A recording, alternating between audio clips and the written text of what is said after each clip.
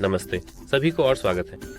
आज मेरे पास एक रियोस फ़ोन है और मैं आपको दिखाने जा रहा हूँ कि इस फ़ोन पर Opera GX कैसे इंस्टॉल करें। सबसे पहले आपको ऐप स्टोर खोलना है और ऐप स्टोर में आपको सर्च में जाना है। सर्च टैब में आपको अपने एप्लीकेशन जो कि Opera GX है के लिए सर्च करना है और उसके बाद आपको बस सर्च पर क्लिक करना है।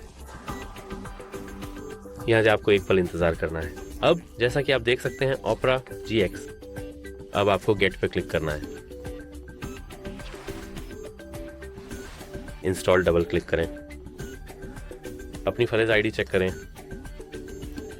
कृपया या बस अपनी पहचान बताएं। और जैसा कि आप देख सकते हैं हमारा एप्लीकेशन अब इंस्टॉल हो रहा है और अब यह इंस्टॉल हो गया है। बस इतना ही। उम्मीद है कि यह आपकी मदद करेगा। अलविदा।